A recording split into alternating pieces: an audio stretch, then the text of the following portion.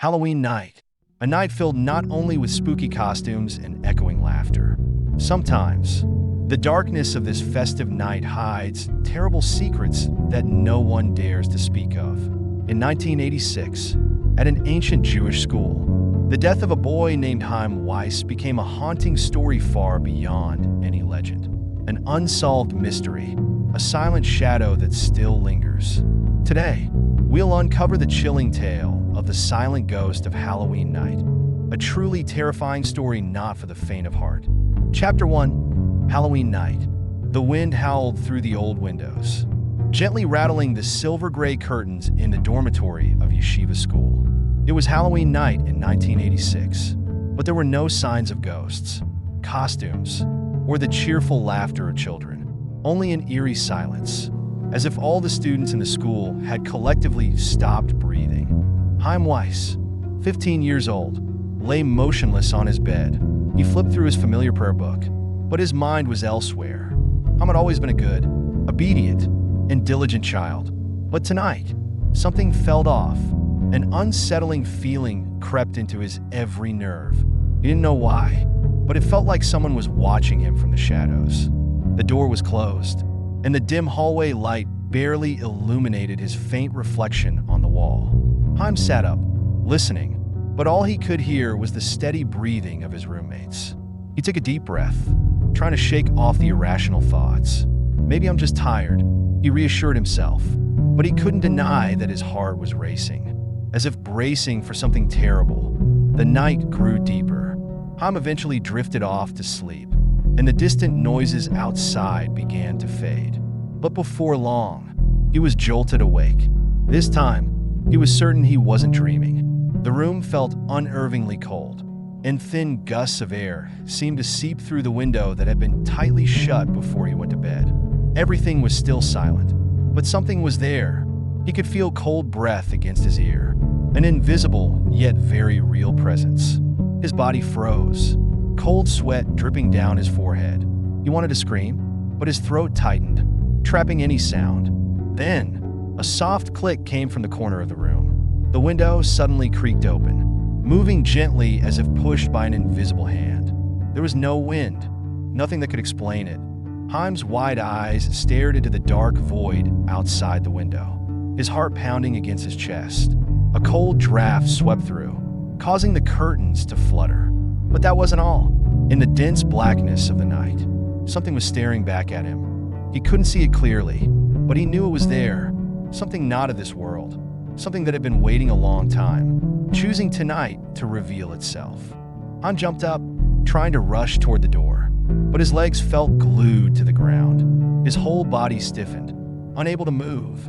From the shadowy corner of the room, a whisper echoed, soft and unclear. He only caught one word: "Don't leave." Then, everything stopped. The presence vanished, and he collapsed to the floor, his body trembling, his eyes wide in terror. The window remained open, but the breeze was no longer cold. Everything seemed to return to normal. But Chaim knew this Halloween night was far from ordinary. He didn't know it yet, but that would be the last time he ever saw the light of day. Chapter 2: The morning after. The faint morning light of November 1st seeped through the dorm windows of Yeshiva school. But today, its warmth couldn't dispel the heavy atmosphere. A group of students quietly walked down the hallway, their footsteps echoing eerily on the wooden floors in the stillness. Almost no one spoke. Only anxious whispers filled the air. Everything changed when a scream shattered the morning silence. From Chaim Weiss's room, a student ran out, his face pale, eyes wide with terror, as if he had just seen the devil himself. Inside Chaim's room, death had left its mark. The metallic scent of blood hung heavy in the air. Chaim lay motionless on his bed, his head tilted to the side. A horrific sight. Deep stab wounds punctured his skull, blood soaking the once pristine white sheets. Teachers and students rushed to the doorway, but no one dared to step inside. The police were called immediately, but no one could understand what had truly happened. There were no signs of forced entry. The door was still locked, and the window, it was wide open, just as it had been the night before. No one could explain why the window, would be open on such a cold morning. A middle-aged officer stood over Chaim's body, frowning at the scene, feeling something unsettling in the air. A member of the investigation team, who was Jewish, quietly mentioned to him that there was an old custom. The window is open to allow the soul of the deceased to leave. This only added to the eerie feeling. This wasn't just a typical murder. Rumors spread quickly throughout the dormitory. He was killed on Halloween night. The window was open to free the soul. Who could have done this? The questions filled every conversation, but no one had any answers. No evidence. No suspects. It was as if the killer had vanished into thin air. As the police examined the room more closely, they found strange details. There were no signs of a struggle. The chair was neatly tucked under the desk, and Chaim's books remained organized on the shelf. Except for one, the prayer book, which lay open on the small table by his bed. The page was turned to a passage about the liberation of the soul. The case grew stranger as other students began to notice unexplainable things.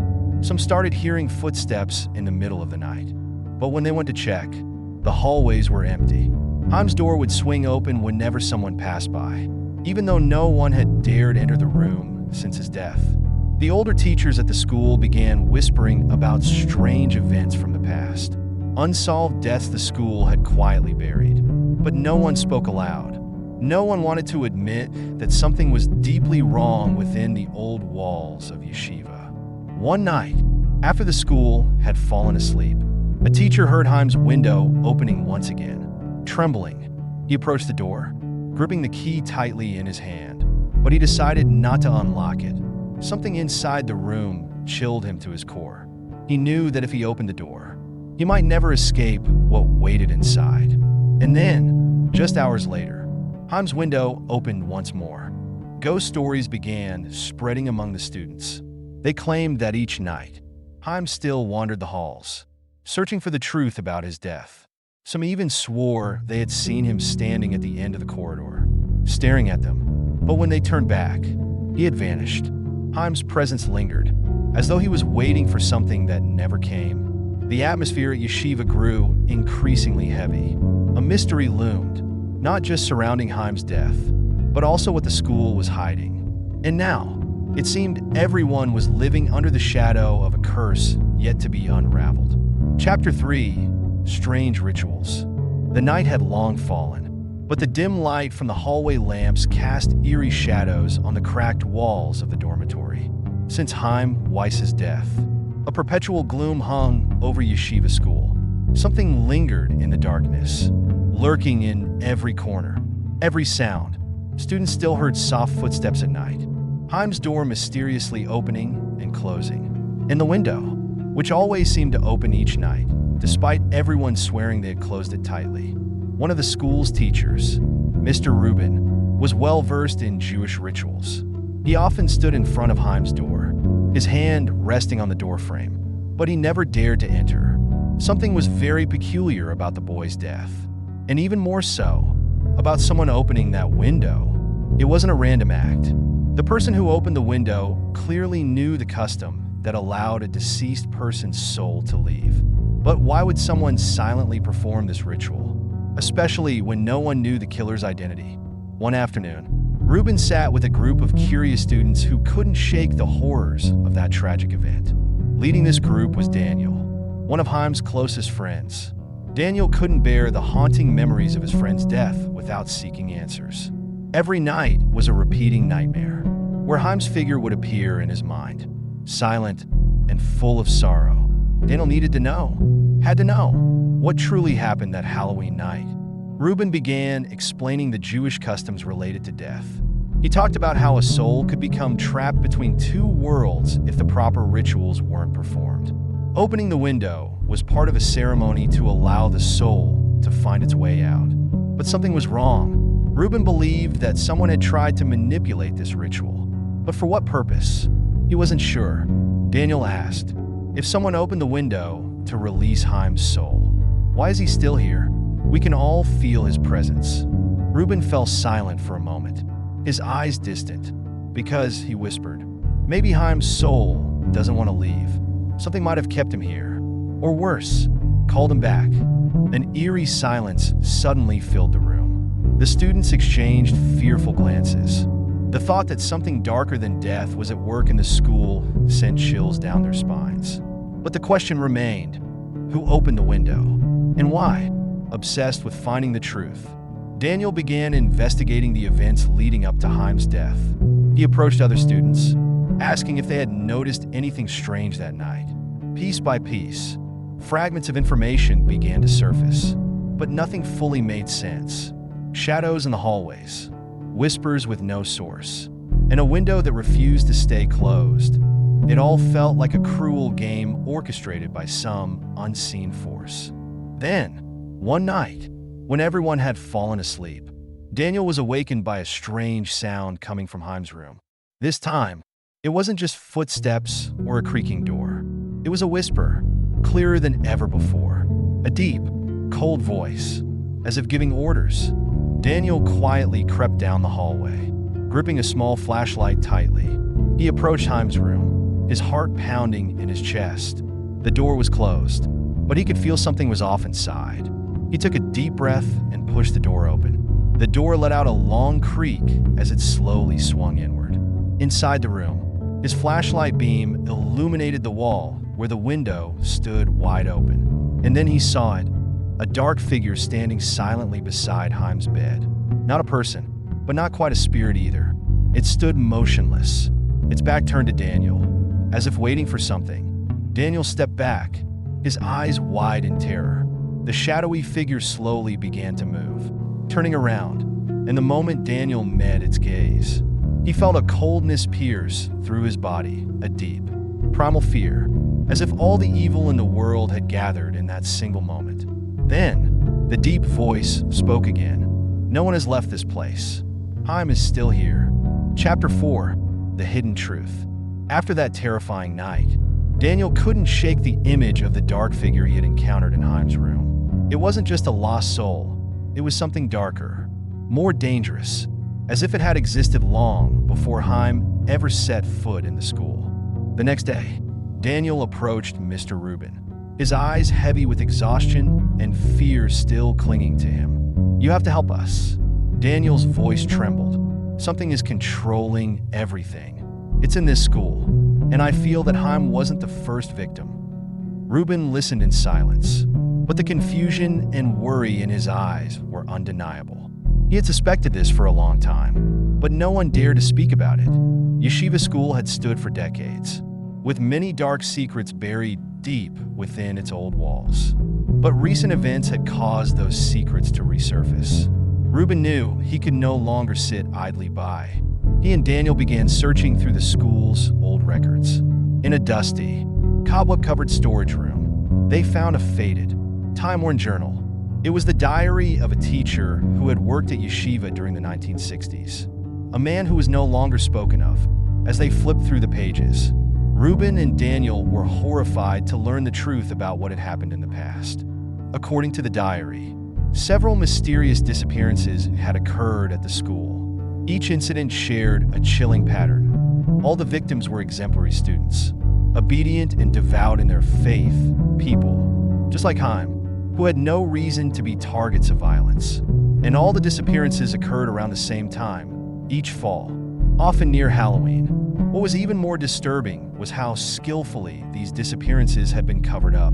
Yeshiva school had silenced these events by any means necessary, ensuring that no one knew the truth. Teachers who tried to investigate or speak out were swiftly removed without a trace. Then, the events faded into obscurity, until no one mentioned them again. Chaim wasn't the first, Daniel whispered, his voice cracking with fear. "This has happened before. Something's been in this school for a long time." Rubin nodded, tension clear in his eyes. It could be a cursed soul, or worse, some ancient entity that has claimed this place as its lair. But they still didn't know for certain what was controlling everything. Rubin remembered the strange occurrences that followed Chaim's death, the always open window, the whispers, and the lifeless eyes of the boy appearing in students' dreams.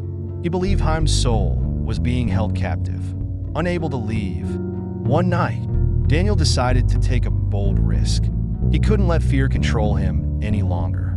He snuck into the school's old, abandoned wing, where a building had been sealed off for years, a place no one dared to enter. In the journal they had found, there was mention of a basement beneath this building, a place where several students had disappeared. Armed with a flashlight, Daniel ventured into the darkness. The air was cold and heavy, as if the walls themselves had absorbed centuries of fear. He carefully made his way through the narrow hallways and empty rooms until he finally found an old, rusted door leading down to the basement. Beneath the building, the air was thick and damp. His breath echoed in the pitch-black space, and each step felt heavier, as if some invisible force was trying to hold him back. The basement door creaked open before him, revealing a large room filled with strange religious markings. Ancient symbols and blood-stained drawings covered the walls. An altar dusted over with age, and an open Bible on the table turned to a passage about sacrifice. Daniel realized with horror that this place wasn't just a school for learning and prayer. It had once been a site for dark rituals meant to summon or control something far more sinister than anyone could have imagined. And then, before Daniel's eyes, the shadow from the night before appeared once again. It stood in the center of the room, motionless, but Daniel could feel the raw power and fury emanating from it. A cold, haunting voice echoed in the darkness. "You've come too far. Now, there's no turning back." Daniel stepped back, his heart pounding in his chest. He wanted to run, but his feet felt glued to the ground. The door behind him slowly creaked shut, and the darkness closed in like a nightmare with no escape. And Daniel knew what had happened to Chaim was now waiting for him. Chapter 5, The Final Night. The darkness in the ancient basement of Yeshiva school seemed alive. It wasn't just the absence of light, but a presence, wrapping itself around Daniel, pulling him deeper into his fear. His ragged breath echoed through the cramped space. Broken and trembling, the shadow stood there, unmoving, but Daniel could feel the quiet rage building, as if it was waiting for the right moment to strike.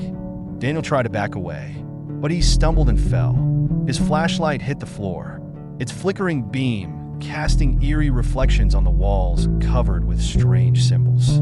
The deep voice spoke again, no longer a vague whisper, but clear and sharp, as if it was coming from the depths of his own mind. "You've come too far, and now you will never leave." Daniel wanted to scream, but his throat tightened. He realized that this entity didn't just want him dead, it wanted to trap him, just like it had trapped Chaim and so many others.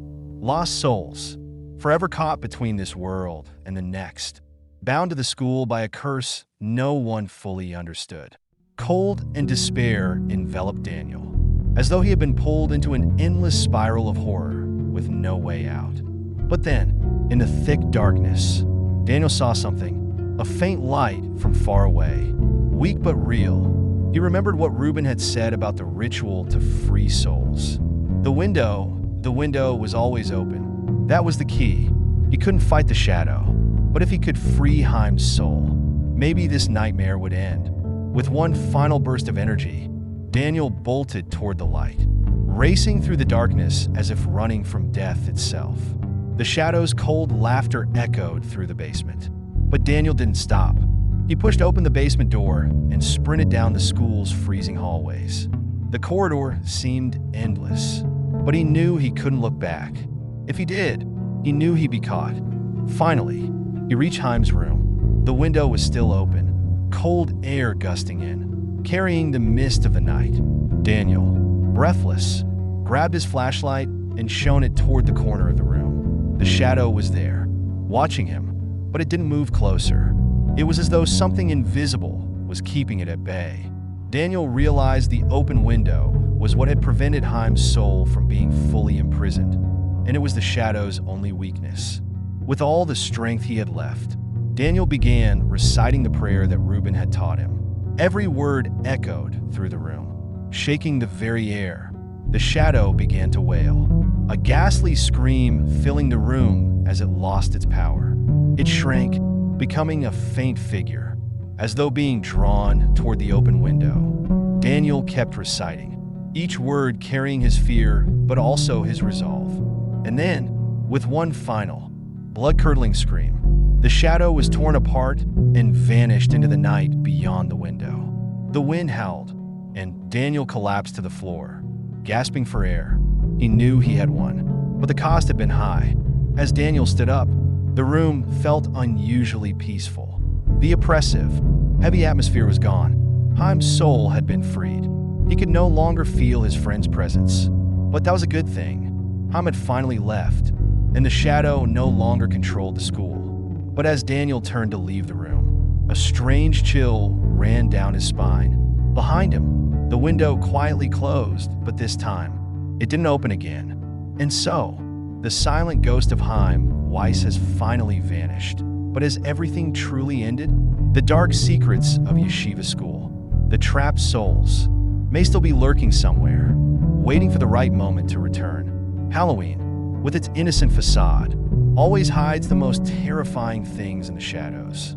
And though this story comes to a close, remember, the darkness never truly leaves.